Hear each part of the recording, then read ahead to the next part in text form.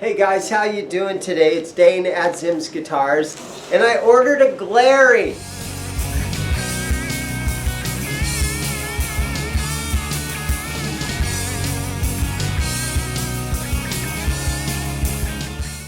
So it wasn't sent to me like from Glarry, like a freebie. I had to pay for this thing. And man, I'm telling you, the carton here, it looks pretty wrecked. I think it sat around in a warehouse for a while. So it'll be interesting to see what comes out of this thing, because man, there's a lot of damage here to the box. It looks old. Bring the camera in nice and close. Let's take a look at this thing. So right here we've got the gig bag, and it is not padded. It's more of a dust cover, but they do provide that. I mean, I've bought some guitars where you don't even get that. Oh, we've got a little catalog that they're starting to ship out. Looks like it's got 5% off of everything. So they got some Glarry basses guitars in here.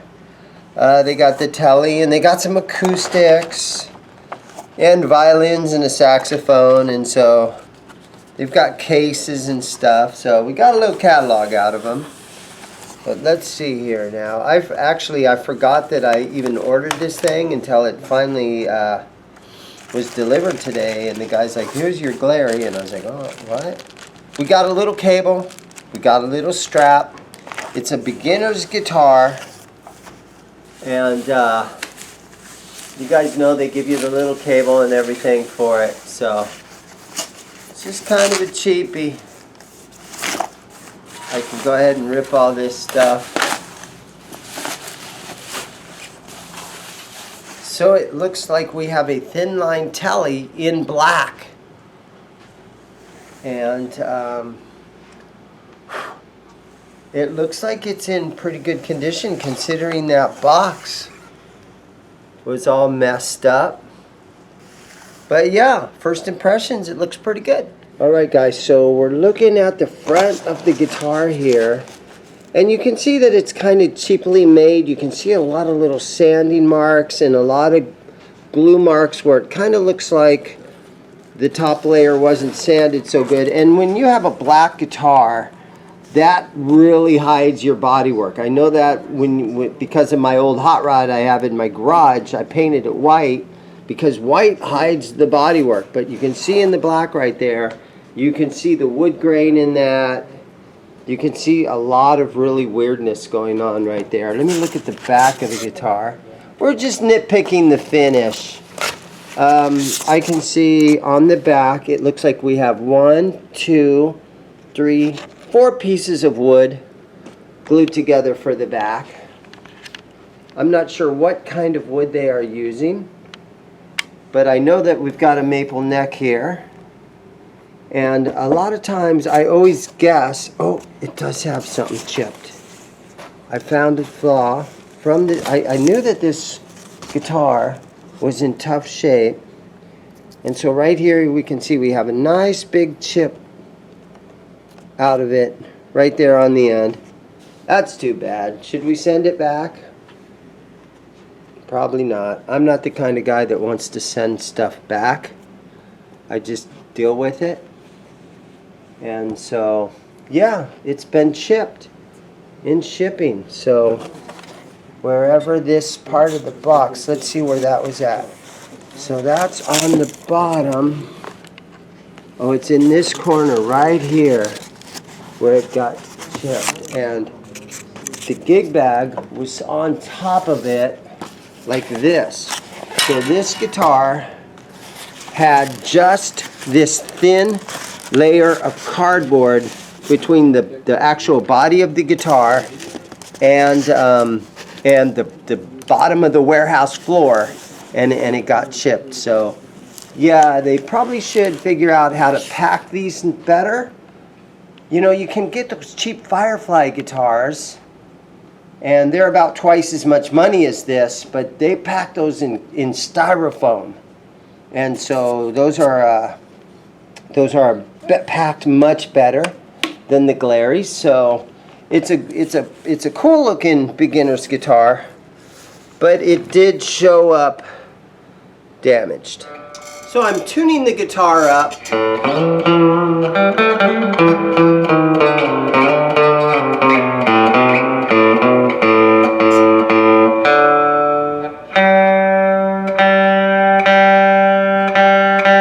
Might take a minute. The guitar does need intonated.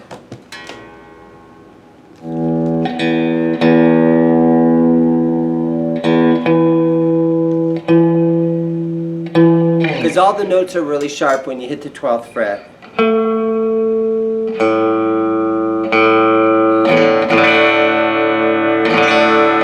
So what that does when a guitar isn't intonated, when you hit a chord, it sounds like you're a little out of tune. You can hear waves and stuff in the chord.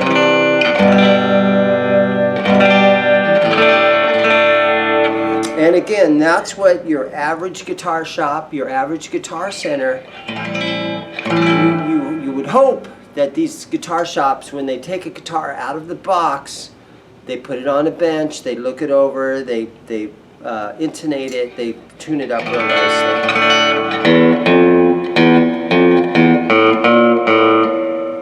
The nut is right here underneath my thumb. I can feel that the nut is kind of sticking out. It has kind of a sharp spot right there.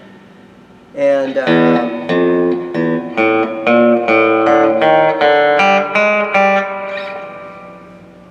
I guess it's cut okay.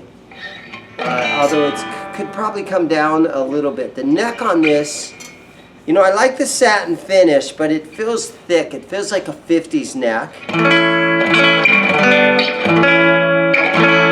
But maybe that's what they were going for. The pickguard shape is neat. The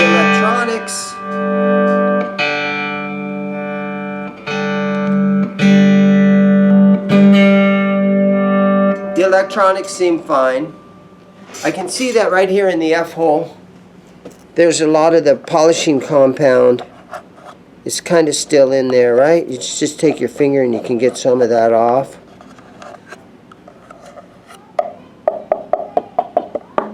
Nice and hollow in there.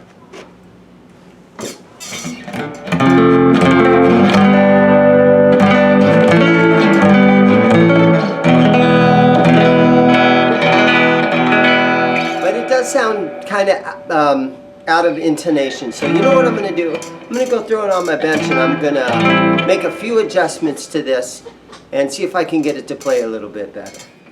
Okay, so we're in the back room, and so I'm just going to try to intonate this really quickly. So in a guitar,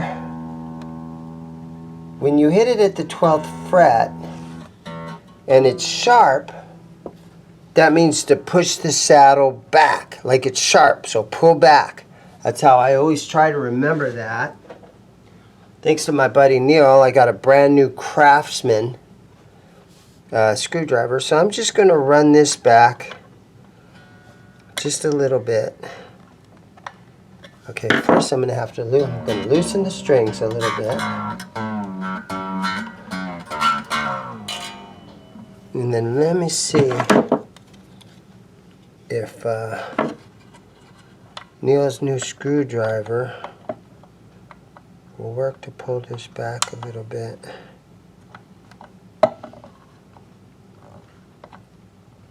Not too bad. Yeah, the color black. Black is a very hard color to look nice. It's very blotchy, and you can see all sanding marks underneath here. And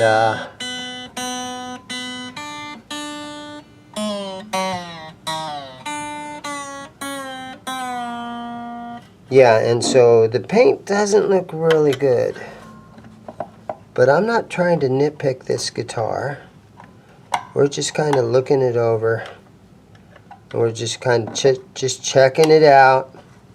It is the most inexpensive guitar you can buy nowadays are these Glarrys. So We're gonna get that. Okay, I guess it's got a little slot in each one of these saddles where the strings go. So I'm just gonna roll these 3 saddles back a little bit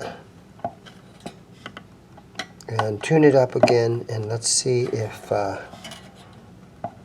it's a little better being intonated. Tune it up here.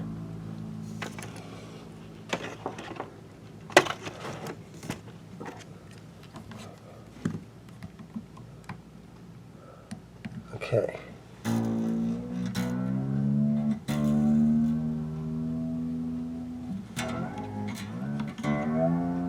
Just get these close enough to start.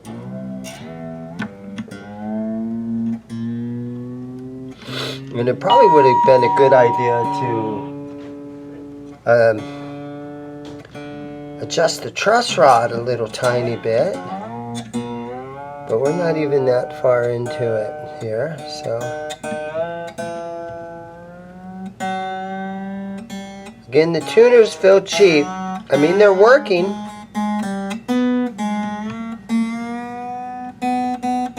But they feel cheap. And, you know, it's a cheap guitar, so I'm not talking it down. Just kind of, if any of you guys are interested in getting one, I'm kind of giving you a heads up.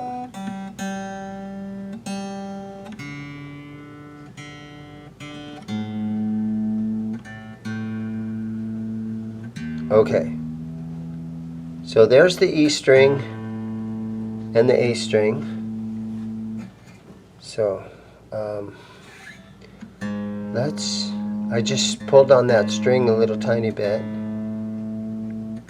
Try to stretch them out a little tiny bit. I'm going to do that to the E string too. Stretch that baby out a little bit. These strings are really stretching.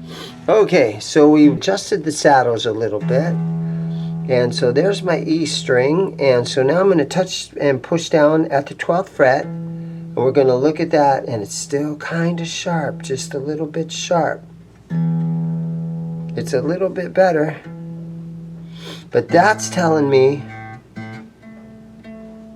now our A string's looking good, but our low E string is a little bit sharp. And the problem is with these saddles, you know, you can only get them, you know, if I pull this back anymore, your E string maybe will intonate, but then your A string will be back out. So it's kind of tough to do this because you only have 3 areas where you can make adjustments for 6 strings, you know. Both strings are on the same saddle. So let me just look at the D real quick, and again I'll push down on the D. Hey, the D string is looking good. G string is a little sharp. The B string looks good. The high E string and the high E string looks good now. So it's maybe a little bit closer to being intonated. I'm just kind of looking over the frets right here and feeling the ends of them. And you can feel that they're kind of rough, but they're not horrible, right? If I take a cloth like this and rub it across the side,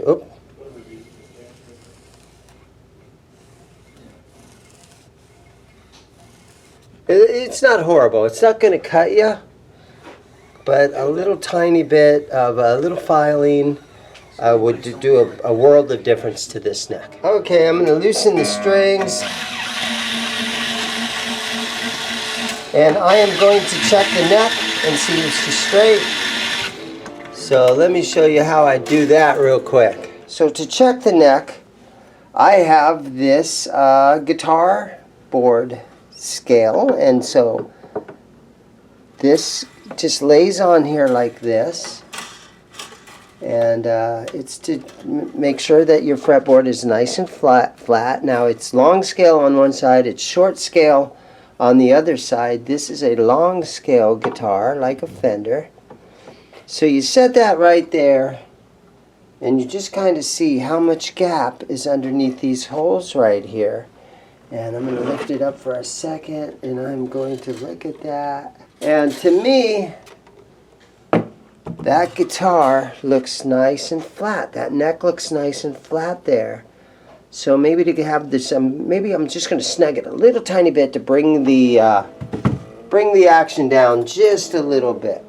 Okay, so when you guys are checking the truss rod, don't be afraid. Just make sure that you have the right truss rod tool, the right Allen wrench goes in there. And because you'll strip these out and then you'll never get it in. So make sure you got the right size, and I'm just going to snug that much. That's all.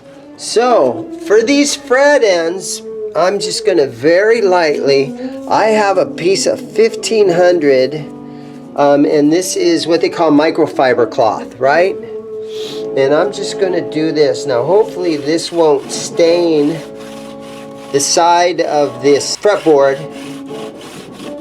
But I'm just going to rub this on the sides like this, and just to try to smooth these babies out just a little bit. Now you can use steel wool with this, and but I kind of prefer this over steel wool, because the steel wool, the little fibers come out of that stuff and they get all over and they stick to your magnets. I still got the plastic over this. If you are using steel wool to do this, put a lot of tape. Put a lot of tape over it, over your pickups. So I have a little fret guard, and sometimes I run that under here like this and hold the strings out of the way. Oh, that's already feeling so much better. So yeah, just another couple of seconds of doing this. And this will make a big difference to the overall just playability, and you want your guitar to feel a little bit worn in. And maple fretboards, they will get worn in. If you play this guitar every day, you know, after a couple of years, this maple is just going to slowly just get smaller and smaller, and because it'll just kind of wear away. All right. Hey, that is so much better. Okay, so another thing that I do, just to polish the frets up a little bit, I will take one of my little fret marker kind of guides, and this will keep you from damaging the fretboard. And I take a little tiny piece of wet sandpaper. This is like 1000 grit, and you can see I've already used it a bunch. But I just put my guard across here, and I run this over here just a couple of times, just to try to smooth those frets just a little tiny bit. I don't want to take meat off of the frets. You know, I don't want to take any of the, you know, actual fretboard down. I'm just going to try to smooth them out a little tiny bit. Quick and easy, but it makes a big difference in playability. It just makes the guitar feel nice and silky smooth.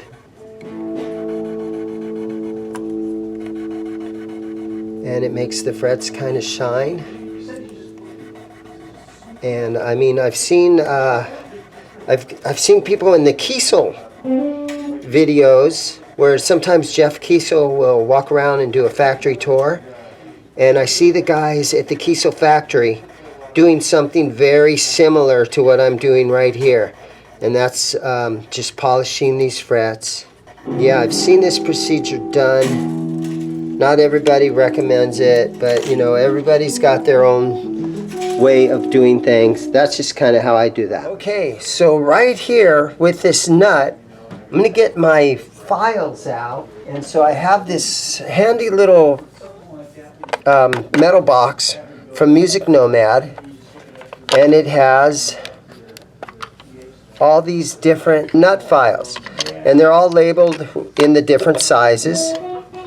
And so this one, being the .46, I'm just going to lightly run this through this nut file just a little tiny bit. I don't want to take a whole lot out. I just want to kind of smooth that out a little tiny bit.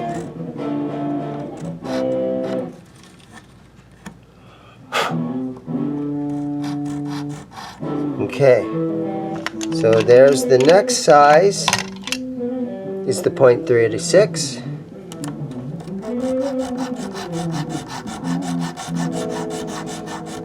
And this might help playability. This might help the strings to travel through the nut to help with tuning stability. So just quick and easy. Now I'm looking for the 17. Here's the 17.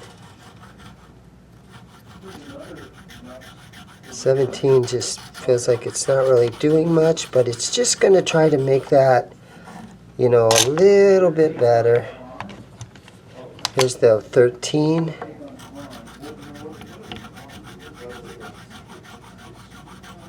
Okay, and then this one is the 10.010. Okay, I don't think that's going to do much when it comes to filing it down so much that your strings are going to set lower in it. Maybe just a little tiny bit, but it is a nice set from Music Nomad. Okay, so I'm going to go ahead and tune it back up.